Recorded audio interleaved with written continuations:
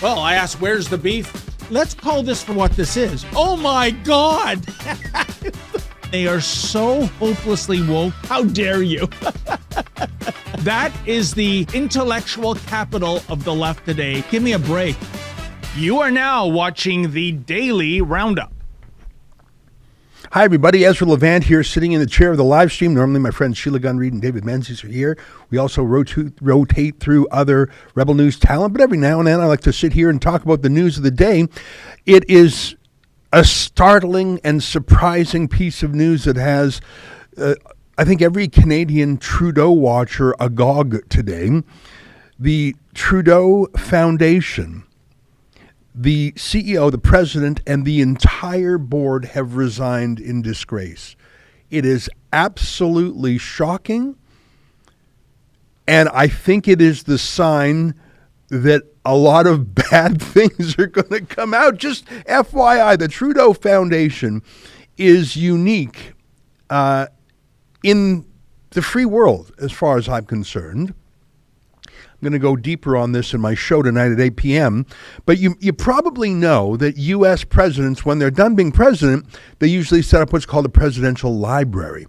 What do you mean a library? Is it like just for books? Well, actually, it's for the papers of the president, for researchers, for academics to study.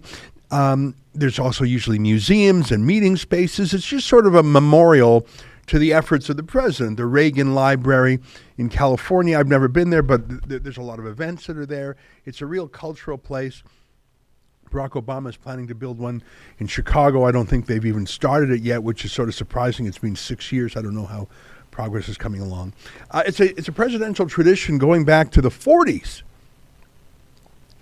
But there's two things to know about U.S. presidential libraries. They're controlled by the party of the president and his friends and family, and they are not paid for by tax dollars.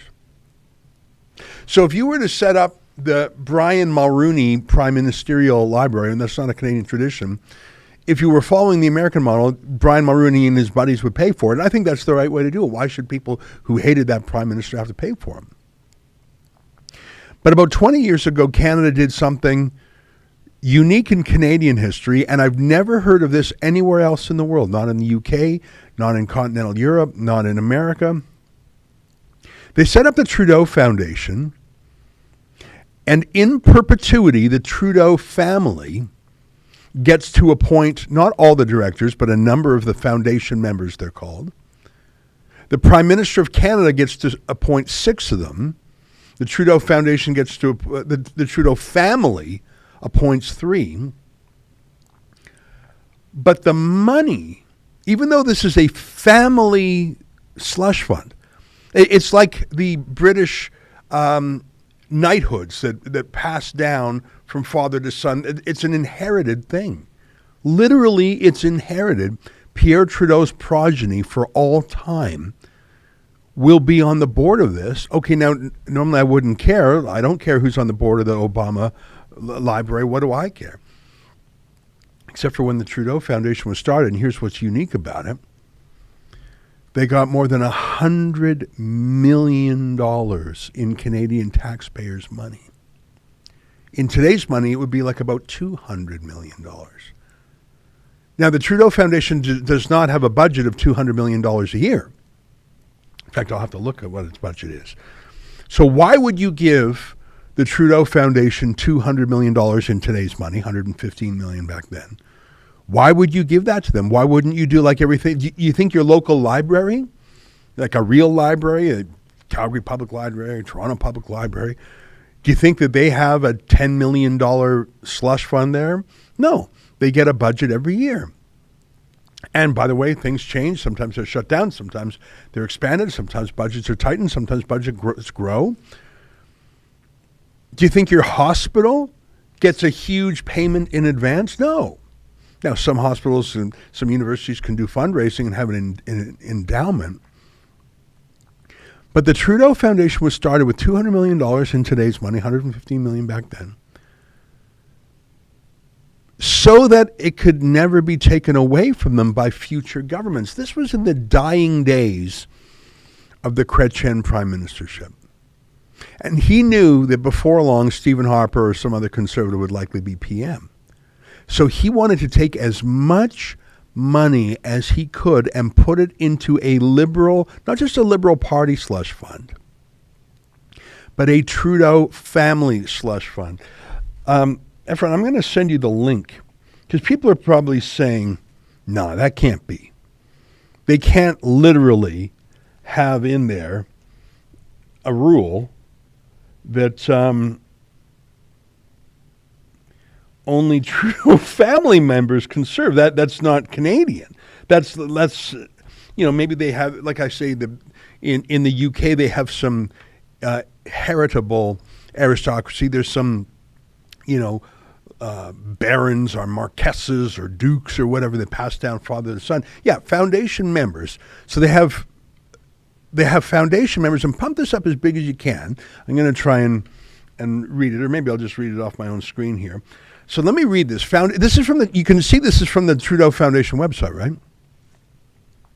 In accordance with the Canada Not-for-Profit Corporations Act, the Pierre Elliott Trudeau Foundation is governed by two bodies, the Foundation's members and its board of directors. And then skip down. Members appoint directors to the board, approve changes to the bylaws, and appoint the external auditor.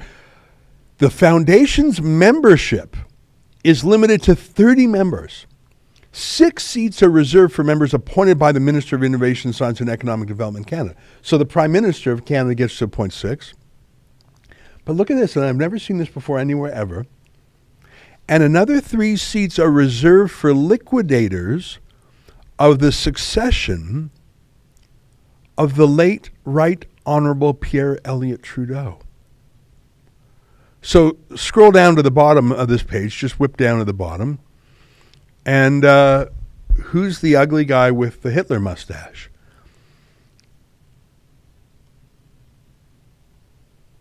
It's Alexandre Trudeau. It's not quite a Hitler mustache. Let me retract that. Alexandre Trudeau, who made a documentary film paid for by the dictatorship of Iran, wrote a pro-China book paid for and published by the dictatorship of China. What's this left-wing layabout dictatorship fluffer do while because he was the son of Pierre Trudeau, he's on the board of this thing as if it's some inheritance, a family bauble or trinket to be passed down like Pierre Trudeau's convertible car. Isn't that gross? Have you ever heard of that before? A government institution where you get to be in it only by being part of a certain family. What the actual hell? Since when do we do that? Well, but of course, in fact, if you scroll back up, I'm not sure if it's on this or the other page, you see the illegitimate daughter of one of Trudeau's mistresses is on it too.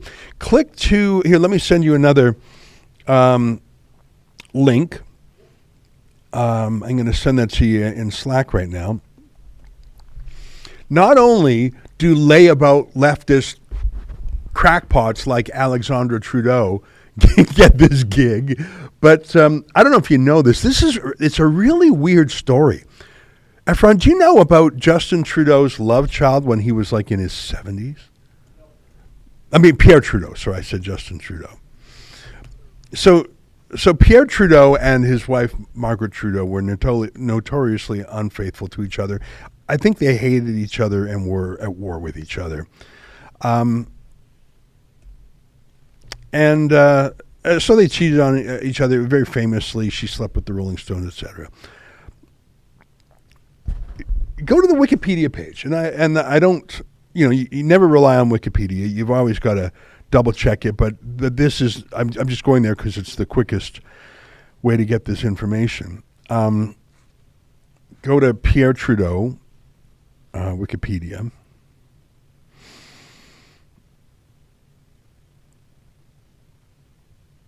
So Pierre Trudeau was born in October of 1919. And that's him at the right there. And if you look at, you scroll down a little bit, and they have this little fact box, and then they say children. 4, yeah, it's on the right-hand side there. Scroll down just a little bit. Yeah, right there. You see it says 4, highlighted just to show people where we're looking. It's like right above here. 4, including Justin, Alexandra, and Michelle, who I believe passed away in the avalanche. So hang on, 4, including Justin, Alexandra, and Michelle. Well, who's the 4th? Why didn't you name her? That's weird. You say there's 4 kids. Why do you only name 3? That's a little weird, don't you think? Now find, you know how to find things on the screen? Just Command F. Search for Coyne, Coyne.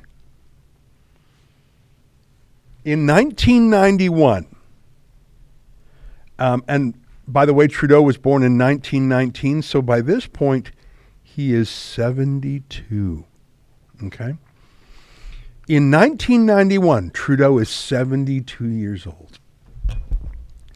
Trudeau became a father again with Deborah Coyne, to his only daughter, Sarah. Coyne later stood for the Liberal Party of Leadership and came in 5th in a poll won by Justin. That's a little bit awkward. Pierre Trudeau's former mistress running against Pierre Trudeau's son, Justin.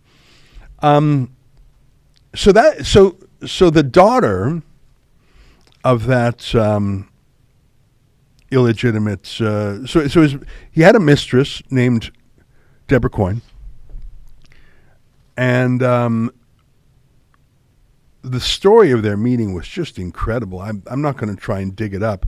She basically said to him, and how old was she? She was born in 1955. And they had this kid in 1991.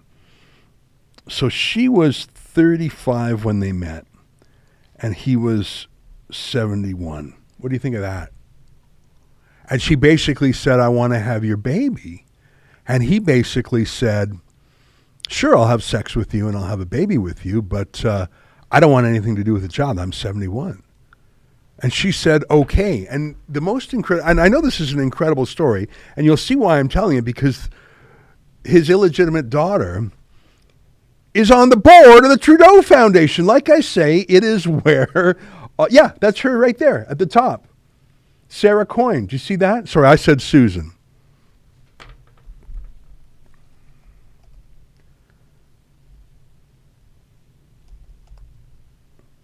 Yeah, sorry. I said Susan. It's Sarah Coyne. So you see that lady there? Sarah Coyne? What's she doing on the board of this government institution? $115 million 20 years ago, worth about $200 million today, put in this huge slush fund. And ta-da, Sarah Coyne is in charge. And what do they call Sarah Coyne there? How do they describe her there?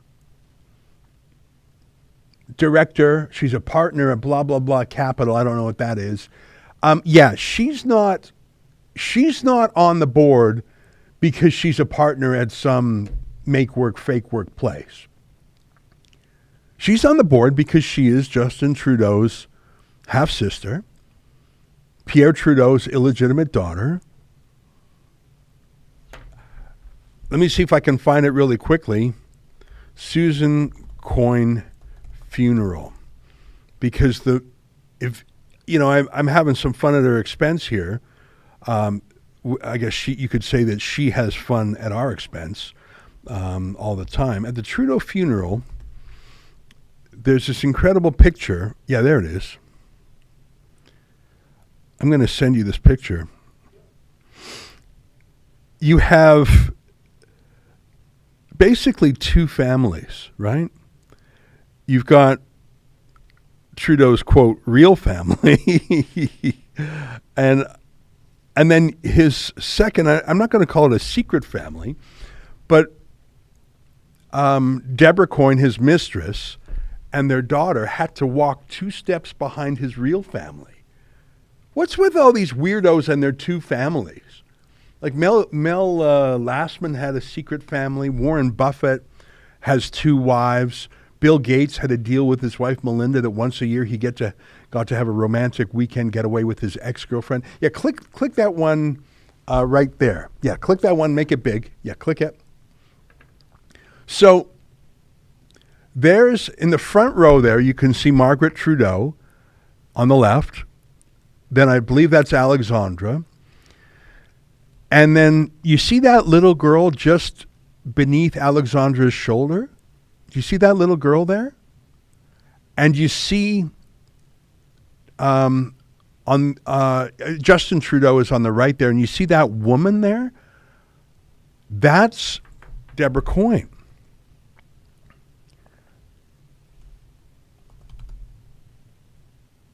So that little girl there, Sarah, she was always second place in the family. Pierre Trudeau wasn't a dad to her. He was just like a sperm donor, really. And like really weird family on both sides there.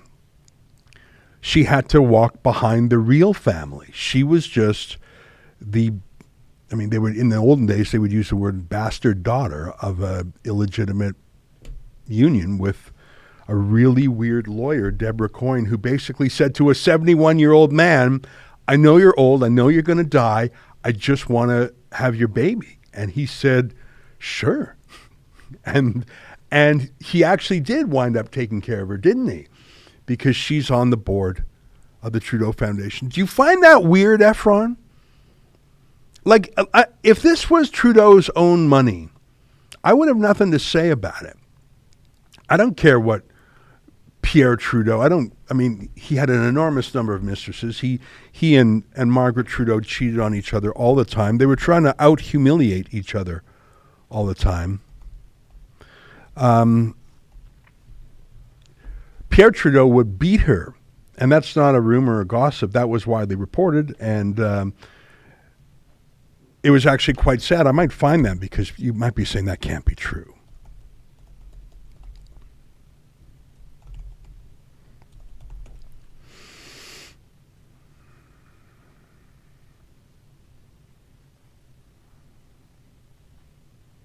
I'll find it later. Pierre Trudeau would beat her, and she would have a black eye, and she would make excuses for him and say, oh, he truly cared for me. He was very macho. I'll try and find that. It was actually incredibly sad what Pierre Trudeau did to Margaret Trudeau, and I think he drove her mad. I mean, she's had mental illness her whole life. She said that marijuana always made it worse. So it's odd that Justin Trudeau was the number one marijuana legalizer in Canadian political history. But sort of a sad family. And even that family photo, would you say that that's sort of sad? And even the Wikipedia page. Pierre Trudeau had 4 children, and we will only tell you the names of 3 of them. That's so weird. But there you have it. The reason that's of interest is because you're paying for it, folks. Not only are you paying for it with your tax dollars in this forever fund for all the line of succession until the Trudeaus no longer procreate, but the Trudeau Foundation, and what I think is the real reason for the mass resignation today of the entire board, is because they were the money launderers for those Chinese donations. Let's read the statement here. Let's read the statement. I mean, I think this caught a number of people by surprise. It certainly caught me by surprise. Statement from the Pierre Trudeau Foundation. Resignation of the board of directors and the president and CEO. So who's left? The janitor? Montreal, April 11, 2023. In recent weeks, the political climate surrounding a donation received by the foundation in 2016. Hey, why don't you mention where that donation is from and who it's from? A donation? Surrounding a donation received in 2016. Just some donation 8 years ago, nothing important. Why don't you say who it was from? That's weird. Has put a great deal of pressure on the foundation's management and volunteer board of directors, as well as on our staff and our community. Really? Has it really put a lot of pressure on staff and the community? I would imagine it put pressure on people who were a part of it, a part of the money laundering, but was it really all of them? Were they all in on it? The Pierre Elliott Trudeau Foundation is an independent, nonpartisan scholarship organization created with broad support in the House of Commons in 2002. Is that really what it is? It's a non-independent? Independent other than the fact that Justin Trudeau, as I just showed you, appoints 6 people, and then the family appoints 3 people. How do you call that independent? How do you call it nonpartisan, where it's basically a soft landing for every failure to launch Liberal there is? It's a scholarship organization. Really? Really? Is that what it is? Is that what you took the money for? You got a $200,000 gift from the Chinese Communist Party for scholarships? Is that what that was for? Don't have enough money in Canada, you need that communist dictatorship money for a scholarship? Really? They're even lying to you now. The circumstances created by the politicization of the foundation have made it impossible to continue with the status quo, and the volunteer board of directors has resigned, as has the president and CEO. This foundation was political from its inception. Look at the name. It's the Trudeau Foundation. Look at who's on it. People handpicked by the Prime Minister or by the family. The politicization of it? You took money from the world's worst dictators, the largest prison in the world called Communist China. You took $200,000 as a quid pro quo. Hey, Sheila had a little video. Efron, I sent it to you right at the opening of the hour. I don't really remember it, but I know it was on point. Can you pump up the volume and can we listen for 1 second? Because Trudeau was intimately involved with the Trudeau Foundation, as you might guess from the name, and he absolutely is the one who politicized it. Here you have the board saying, something terrible has happened to us. In the last few weeks, bad people have politicized us. We've never been political. We're independent and nonpartisan. We have nothing to do with Trudeau at all. Here's a video Sheila did on the subject. I think this video is over a year ago. Take a look. The conflict of interest policy was adopted 11 years before Justin Trudeau resigned from the board of the foundation. Look at this. On 10 December 2014, almost 1 year prior to the most recent federal election, the foundation received a letter from Mr. Justin Trudeau informing the foundation of his formal withdrawal from its affairs during his active involvement in federal politics. Also on this very same page, we see details of how often Trudeau actually participated in foundation board meetings. Once in 2010, once in 2013, and once in 2014, and often all by phone, literally just phoning it in. I hope he didn't charge them for a speaking fee for all of that, and I'm not joking. Look at this. In black locks, Prime Minister Justin Trudeau yesterday disclosed he collected more than $1.3 million in speaking fees from private sponsors over a 6-year period from 2006 to 2012. Cabinet released the records to preempt Conservative calls for wider disclosure of records. The conflict of interest policy was adopted 11 years before Justin Trudeau resigned from the board of the foundation. I think it's on a loop there now, Efron. Thank you. So what does that show? That shows a few things. First of all, that Justin Trudeau was involved even after he became the leader of the party, even after he became an MP. And it segued to his charging speaking fees. You know, he became an MP. I forget the exact year. He obviously was an MP before he was Prime Minister. And if you look at the words MP, those initials, stands for Member of Parliament, and Parliament, you can see sort of the root of the word to parlor, to parlay. It means to speak. Member of Parliament is a place where you speak. And politicians can't stop speaking. They have logorrhea. And politicians love to speak because they're trying to persuade people that they're right, trying to convince people to vote for them or donate to them. You can't shut a politician up. But Justin Trudeau did not give speeches for free, even when he was an MP. Even though that's part of his job, it's even in the job title. He would charge up to $30,000 to give these trite Hallmark card cliche type speeches just to pick up 30 grand. Were they really worth 30 grand? No, of course not. That's another form of money laundering. Hey, Justin Trudeau, can I hang out with you for an hour and get your phone number and we can chat and be friends? And in return, I'll give you 30 grand for a speech that you're giving that you give all the time that you're supposed to give because it's part of your job. You know, I don't know if you can find them anymore. I think his speeches have largely been scrubbed from YouTube. They were just so awful. I don't think you can find them anymore. And even the algorithm has pushed them down because they were so old. But it's the kind of speech he would talk and talk and talk in sort of subordinate clause. You can think, okay, where's the point? Where's the point? Where's the point? Where's the point? And he would finish, and you'd think, okay, what did he say? Did he say anything? Speech teachers convention. He used to give a lot of speeches to teachers conventions, because I think that was his demographic group. They just sort of loved daydreaming about, when they were younger, and Pierre Trudeau was the prime minister. I can't find them. I'm not going to spend any more time looking for them. It's, in fairness to the algorithm, there's so much Justin Trudeau content in the last 8 years. Probably makes sense that it is hard to find his teachers' union speeches. But basically, there was no teachers' union in the country he wouldn't speak in front of for 30 grand a pop. And it's just money laundering. I mean, when Hillary Clinton gives a speech on Wall Street, which she gave so many speeches on Wall Street for 175 grand, $250,000.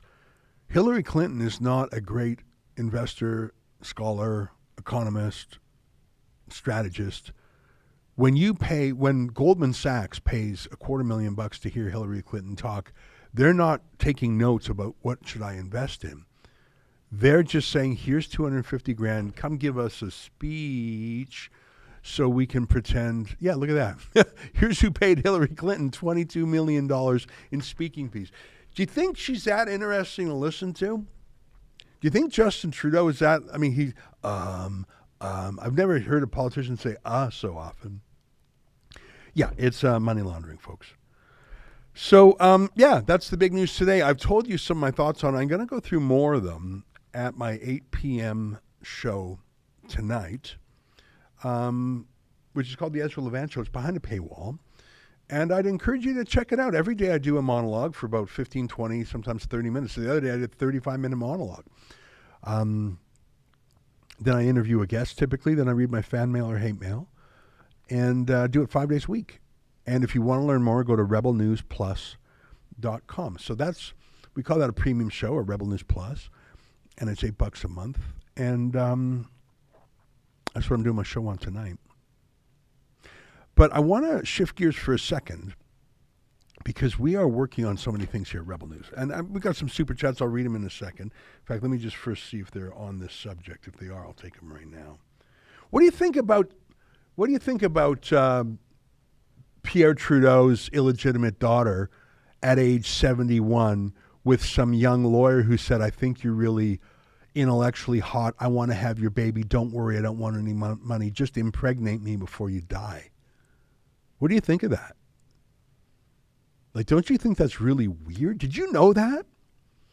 It's sort of hard to find that. In fact, maybe I should come back and prove that. Like the story of how she basically said, here's the deal.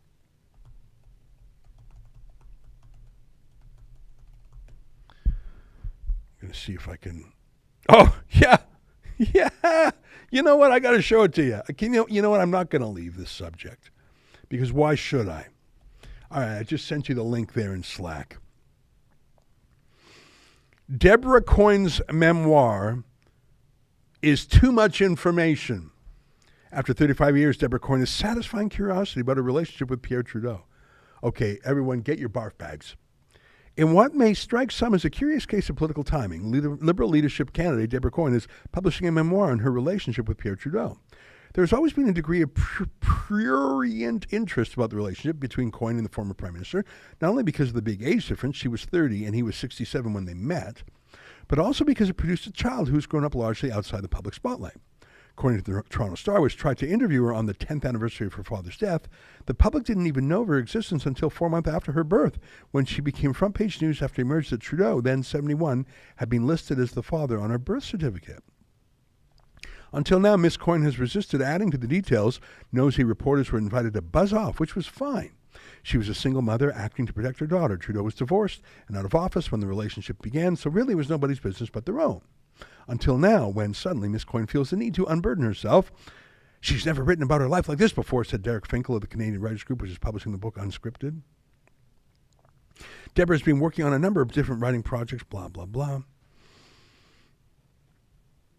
Let me read the next part. I would have settled down with Pierre, even married him, but he had a life that involved both numerous public commitments, even in that later stage of his life, and his family. He wasn't prepared to commit to anything. We never intended to have children. At his age, and with the 3 sons he was so proud of, he understandably didn't see having another child in his future. Given the circumstances, I understood and accepted the way things had to be. Our relationship together was no less significant or meaningful just because it was unconventional. Anyways, that's one review of it. But basically, she said to him, I want to be your baby mama. That's just how it is in the Trudeau family. You know what? I should probably dig up the news stories when Pierre Trudeau would physically beat Margaret Trudeau black and blue. And then she would tell the newspapers the next day, I loved it, I deserved it, it's proof he really loves me, and it's very macho. She literally said that. That is one screwed up family. And as that book review there says, that's nobody's business until they make it your business by making you pay for it. If Coyne and Trudeau got together and had an illegitimate daughter, what do I care? I have no idea how many kids are born out of wedlock these days. It's probably close to half, I'm guessing. But then you put that daughter on the board of directors of the Trudeau Foundation and you put $200 million in there from tax dollars? Yeah, all of a sudden it is. So is there anyone else you want to put on there? You know, just somebody? You want to put your barber on there maybe? You want to, is there anyone you don't want to slough off on the public dime? Like literally, can you earn a living yourself, or is your entire life programmed to extract as much lucre from the public square as possible? Those Trudeaus are super gross. They're super gross. I'll talk more about it at 8 p.m. So here's Trudeau today asked about it. And I've quoted from the Trudeau Foundation official website, which talks about how Trudeau personally picks 6 members and then the family picks 3. But listen to this liar lie. Take a look. This is in regards to a Trudeau Foundation question. The entire board and the CEO of the foundation resigned this morning. They cited the recent politicization of their work. Are you concerned about the long-term stability of the organization and that the fallout from allegations of foreign interference is extending beyond your government? As you well know, the Trudeau Foundation is a foundation with which I have absolutely no intersection. It was established to promote knowledge and academic research into the humanities following the death of my father, and has had an extraordinary impact on academic institutions and on brilliant Canadians. It is a shame to see the level of toxicity and political polarization that is going on in our country these days, but I am certain that the Trudeau Foundation will be able to continue to ensure that research into the social studies and humanities at the highest levels across Canadian academic institutions continues for many years to come. So that was, what, a 30-second quote? I could hear 2 lies in there. The first was, there's absolutely no intersection between me and the Trudeau Foundation. My name is Justin Trudeau. I am the son of Pierre Trudeau. I appoint 6 of the board members as Prime Minister, and then the successors to Pierre Trudeau appoint 3 more. My illegitimate sister, half-sister is on there. My foolish brother is on there. But I have no connection with this thing. Why would you even ask? That's the first lie. And then the second was all this toxicity. Other people are so toxic. Those other people, who are these? They're these toxic people. You mean the one who took the $200,000 check from the Chinese Communist Party affiliated donor because he's so interested in funding the humanities in Canada? So other people are the source of the toxicity. You have to understand. Yeah, so that's a 2016 photo. This is Bob Mackin. He's great. 2016 photo of Justin Trudeau and Trudeau Foundation donor Zhang Bin. Yeah, those other people, why are you being so toxic? Here I am taking a check from the Chinese Communist Party, and why are you being so negative? Will you stop being so toxic? I'm surprised he didn't use the words misinformation or disinformation. I'm surprised he didn't throw the word Vladimir Putin in there. What a weirdo loser. You know what? By the way, I hope that Sarah Coyne has a normal life. I don't know if that's possible, but I hope she stays away from these Trudeaus. But it looks like she's not. She just loves that grift. What a shame. All right, let's read some super chats, which I think there may well be some. Yeah, Flame2323 says, Deborah is the cousin of journalist Andrew Coyne and actress Susan Coyne and the niece of former Bank of Canada Governor James Coyne. Yeah, I mean, as I'll say a little bit more in my monologue tonight, you think Canada's the second largest country in the world? You think Canada's a growing country with 38 million people? You are wrong. Canada is a very small club, and you are not invited. Bowden Nielsen, $10 says, love Rebel News. Well, thank you very much for that. Appreciate it. Ableist SL said, the pre-OWS TradCon scandals severely damaged the right to the point where nobody recognized the existence of non-TradCons until Gamergate exposed the regressive left. Recovery began after that. You know, I'm sorry, I got to Google OWS. I just don't know what that means. And Googling it is not helping me because there's a ton of things. You know what? I'm just going to plead ignorance. I just don't know what you're talking about. I'm vaguely familiar with Gamergate, but forgive me, I just don't even know. All right, I think I'm caught up on the super chat. Hey, I want to talk about a documentary film we're making. I'm excited about it. We got really great cameras. Is that right, Afron? We bought these fancy new documentary quality, what are they, like 4K? What else is cool about them? I don't know the language. 4K, 60 frames a second? Is that so extremely rich, right? Like very, very cinematographic. Very cinematic, right? So it's going to be a very special documentary. It's, listen, all our stuff is good. Some of our stuff is filmed on phones. You just take a phone and you point it and shoot, and that's the fun of it. But we want to make something that's visually beautiful.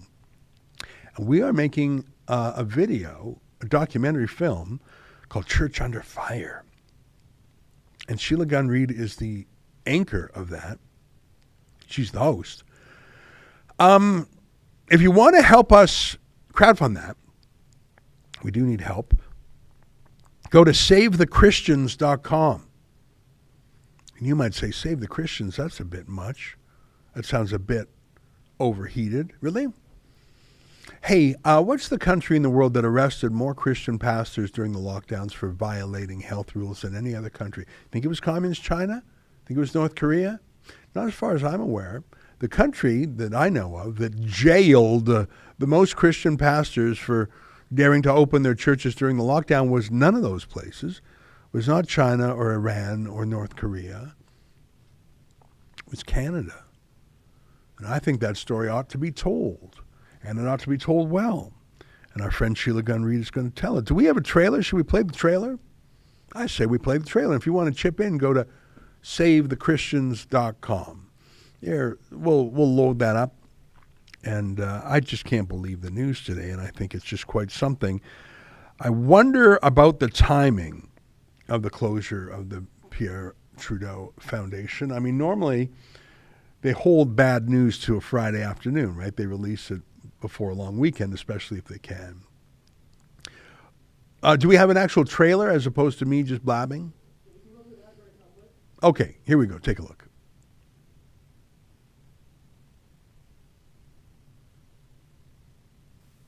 More and more Canadians are getting vaccinated.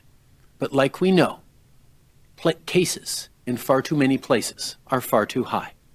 We can't ease public health restrictions until cases are way down. Well, I think we're like a boiling frog for a while. I think our freedoms have just been slowly stripped from us and so slowly over time that we didn't even realize it. And so when something like a health order is put in place that takes away your freedoms, it's not shocking to people. And it really should be shocking to people that there is a pastor in jail right now.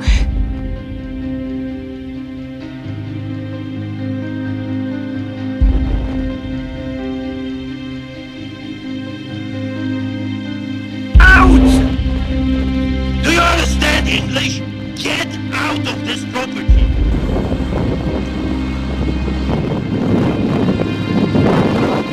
Praise you for the Lord Jesus Christ as we've experienced the cost of serving Him.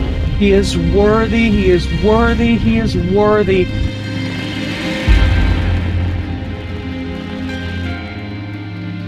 All right, Mr. Stevens? Yes. Right now, we're just doing our job, okay?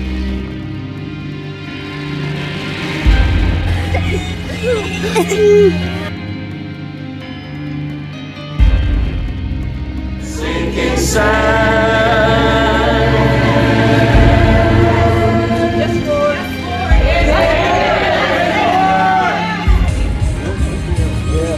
This officer can repent today and turn to Jesus Christ. That's good news.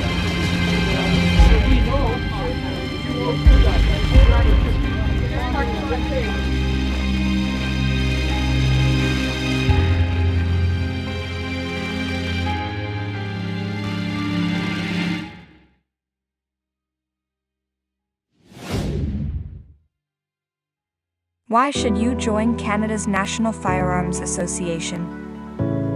We currently have one of the most aggressively anti-firearm governments in our nation's history, promoting fear and placing blame like never before.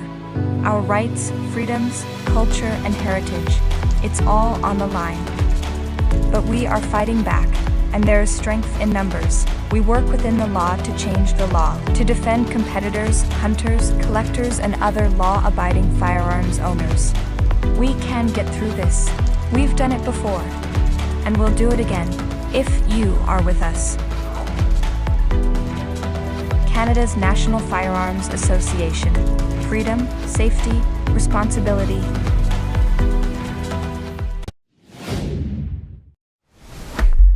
Oh, hey guys, thanks for watching the live stream and sorry for interrupting, but I just wanted to pop on to tell you about this incredible sweatshirt that I'm wearing, but also all the other great merchandise that we have available at rebelnewsstore.com. We're adding new stuff all the time, so be sure to keep checking. Even if you shop today, there might be something new tomorrow. And if you are shopping, be sure to use the coupon code Sheila10 for 10% off at checkout. Again, it's rebelnewsstore.com, coupon code Sheila10 for 10% off at checkout.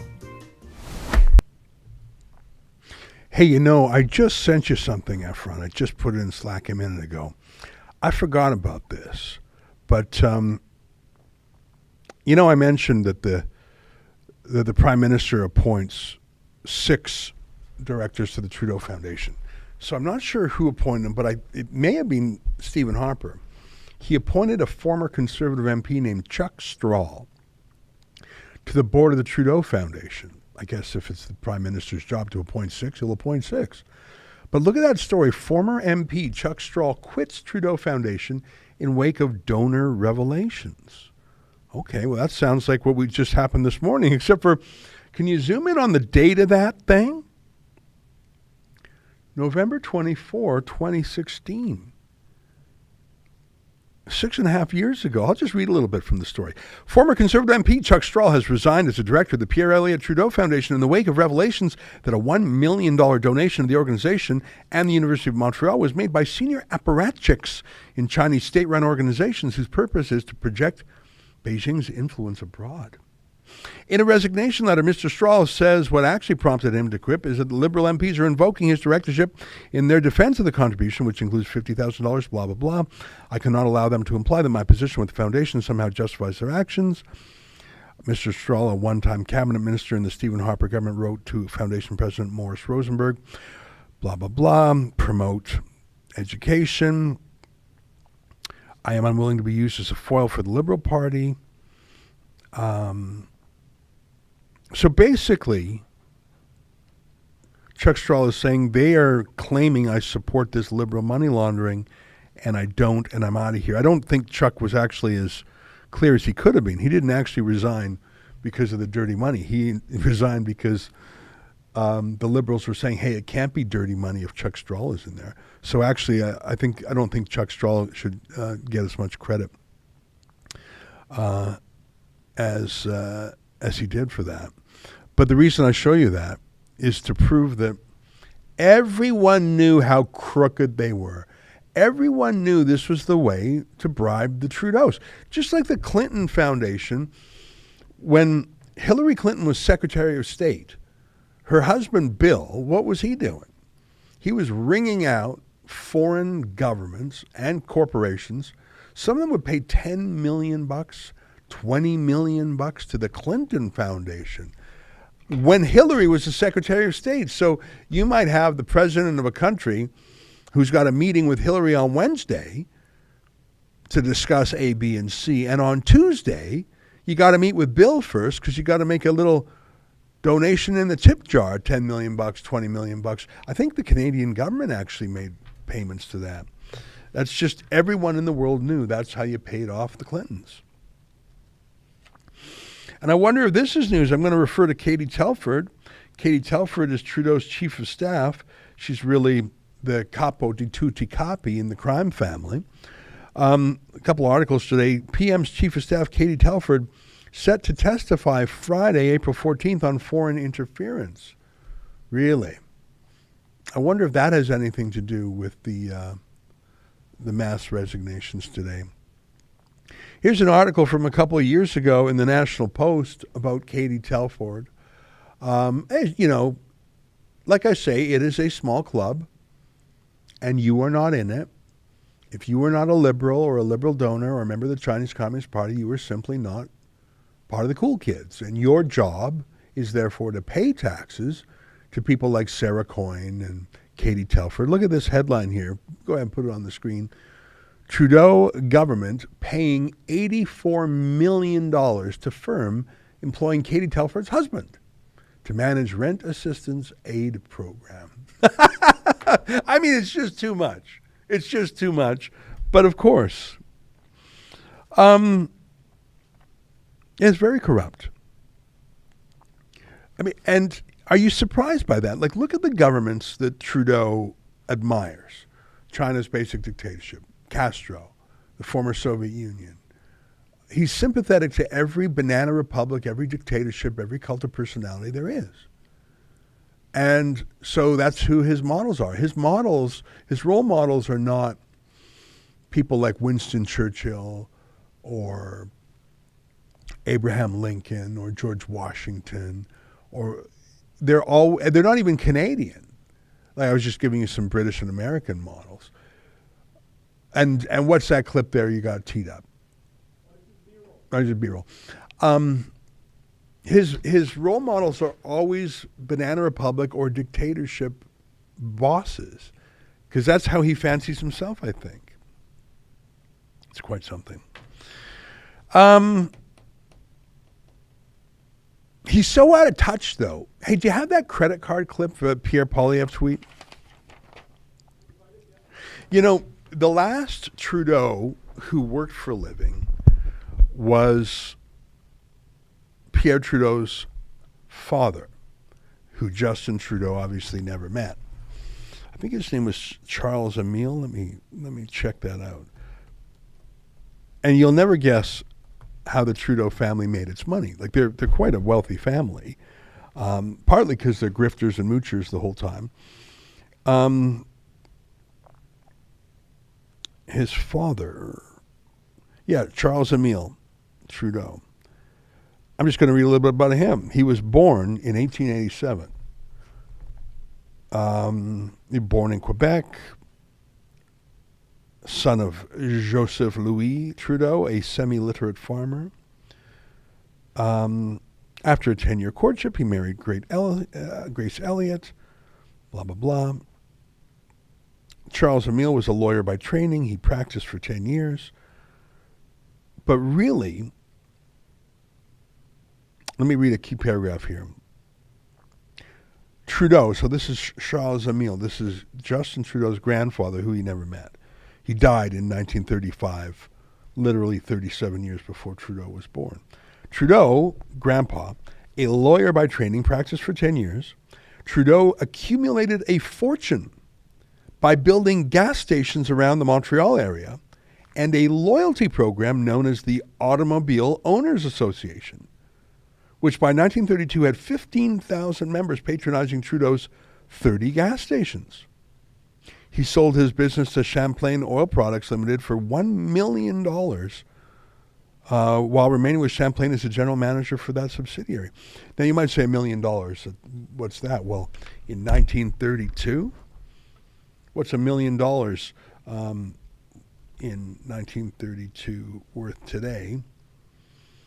21 times that. So it's like selling it for $20 million. And that's just one of his businesses. Among his other investments, Trudeau had an interest in mining companies. He was the largest shareholder in the Montreal's baseball team. He was vice president of Belmont Park.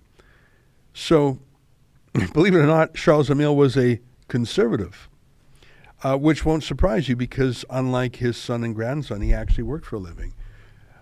He certainly wasn't anti-fossil fuels or anti-mining. He got rich off both. So Charles Emile was the last Trudeau to earn a living. Pierre Trudeau was a Marxist dabbler. And Justin Trudeau is so far removed from the world of work, he literally has never met a family member who has worked. So, of course, his brother Alexandre is a grifter who got his movie paid for by the dictatorship of Iran and his book paid for by the dictatorship of China, of course. Of course, he charges 30 grand a pop for speeches even when he's an MP. Of course, he gets the wee charity to pay his family $250,000, again, from charity money. Of course, of course, of course. All he has known his whole life is grifting. Of course, he gets a free vacation on Billionaire Island in the Caribbean. That's just how it always is. You think he works for a living? So it's just incredible to have a guy, silver spoon, daddy's lawyers will fix it. Daddy's accountants will fix it. Someone else will pick up the tab. Just bill it to some agency. Listen to that silver spoon guy talk to real Canadians about credit card debt. Do you have credit card debt? Credit card debt is the worst debt in the world. Would you agree with me on that, Efron? Like, I think there's a place in life for debt. You're never going to get ahead in life if you don't have some financing. That's what debt means. The best kind of debt, I think everyone understands, is a mortgage. It's often the cheapest loan you can get because it's secured against an asset. And it's not a BS thing. You could be a speculator, but most people, when they own real estate, they own it to live in. So even if you overpaid a bit or whatever, at least you're getting the use of the house. The best debt is a mortgage. It's the cheapest debt and the most secure debt and the most long-term debt. And there's ways to handle it. The worst debt is credit card debt. There are credit cards that charge 25% interest. I bet there's some more. I think the definition of criminal usury in our Criminal Code of Canada is like 60%. Criminal Code usury. 60%. Isn't that incredible? It's literally a crime in Canada. to charge 60% or more interest. But it is not a crime to charge 30%. So what's the TD Visa interest rate? I'm just curious. I just picked one that ran 24.99% or 28% on cash advances. Efron, if it is literally a crime, I'm talking go to jail, pay a fine, criminal record, can't travel, to charge 60%, 60%, is it half a crime to charge 28%? That's money lending. That's what are they called? Protection. What's that called? Loan shark. That's loan shark money. That's the debt you got to get out of as fast as you can, right? You're paying that kind of debt. The interest will be more than the principal. I tell you this because everyone knows this, except the rich kid. Take a listen to the rich kid. Lecture young people about why they should rack up their credit card bills. I just picked TD out of the blue. I'm just going to pick another one. I'm going to Amex interest rate. I'm just going to pick that slightly lower. They claim it's 23%. What's another bank? RBC, Visa. I mean, it would be madness. Yeah, 23%. Absolute madness to advise a young person to rack up credit card debt. Like, isn't that the opposite of what our parents always tell us? Look at this fool. Take a look. Yes. You know if you used your credit card for the first time, if you're using your credit card to invest in a huge flat screen TV home theater system for your basement, okay. That's going to be something you're going to be paying off for a while. But if you use your credit card to go back to school, or if you use your credit card, you go into debt to build an expansion on your house that you're then going to be able to sell your house for more. If you're making investments that are going to return, that is how you grow a strong economy. Because quite frankly, confident economies invest in themselves. And that's exactly what Canada has done, and that's why Canada is looking so good for the future. And our fiscal path is responsible, restrained, and is going to leave people with more opportunities, not burden, in the coming years. So thank you very much, Phil. Did that moron tell these kids to use the credit card to pay for university? Did that moron tell these kids to renovate their house on their credit card, not to get a home loan or a mortgage loan? I just Googled TD home loan interest rates. And again, I'm not picking on TD, it's just the bank that pops into my mind. You can get a mortgage anywhere from 4.9% up to 6.4%. Depends on the details. Home equity flex line, that's the kind of thing that you would use to spruce up your house, 6.7%. It's not cheap anymore. But the difference between 6% or 5% versus a credit card of 23, 25, 28%, Justin Trudeau is literally he's giving financial advice to young people to rack up credit card debt. And he's saying, don't buy a TV with it. Actually, that's the perfect kind of thing because it's like $500. He says, renovate your home on your credit card. That's what he said. He said, pay your tuition on your credit. What's that, $8,000, $10,000? Depends on your school, even more. Who let that moron give financial advice to anyone? That's the idiot who said budgets balance themselves. In his life, they do. Because the only side of a credit card he has ever dealt with is the fun side, when you use it to buy things. You think he's ever paid a bill in his life? That's what daddy's accountants are for. That's what daddy's lawyers are for. And if they don't work, well, then you just bill the Trudeau Foundation, or you bill Katimovic, or you bill, some speaking opportunity that's money laundering you $30,000 anyway. So why not charge them an extra $5,000 for expenses? Imagine having a silver spoon, spoiled brat, never worked a day in his life, never paid a bill in his life, always had daddy and his money to pick you up, giving advice to young people to rack up their credit cards for all the insane things he just said. Credit cards, depending on your card, are as high as, I just found one for 27, 28%. What an idiot. What an idiot. He's also unethical, and he's a lie. You know, being an idiot is not the worst thing in the world. Being unethical is worse. I would rather deal with an honest idiot than a dishonest genius. In the case of the Trudeaus, I think you have the worst of both worlds. My friend, that's our live stream for the day. I invite you to tune back in at 8 p.m. where I'll have a longer and more polished and more evidenced presentation on the Trudeau Foundation. What a bunch of crooks.